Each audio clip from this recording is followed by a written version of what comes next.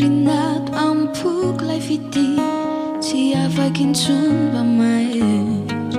ty anao aminy saiko manontolo matokisa fa tsy vadika amin'ny teny ireo zay nolazaiko nampanantenaiko taminao efa niorinado ampuklay fity tsy afaky intsony fa mahery ty anao aminy saiko manontolo matokisa fa tsy vadika amin'ny teny ireo zay nolazaiko nampanantenaiko taminao lasa noniarantsika fa tsy tandrifim-pitiavana ihany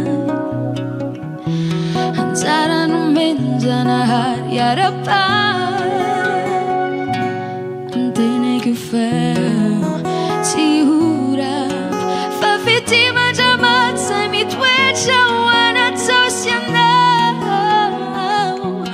hiarakasa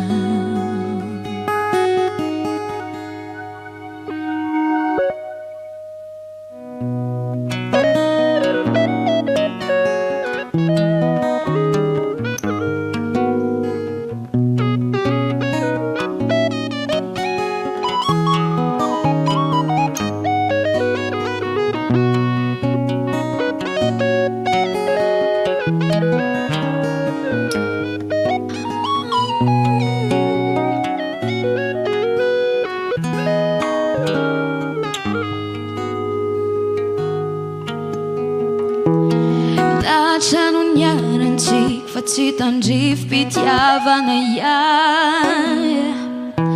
anjara nomenjana ary ara-pany tsy ora fa fitiman-dramaty zay mitoetra ho anatsao sy anao hiarakasa antenako fa tsy ora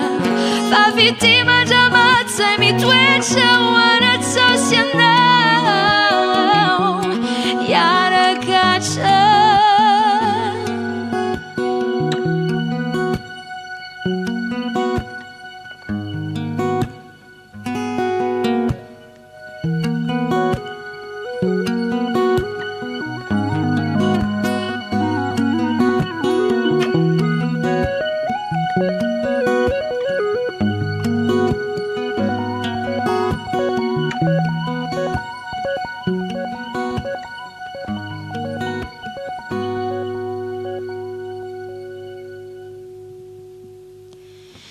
efa niorinado ampuklay fity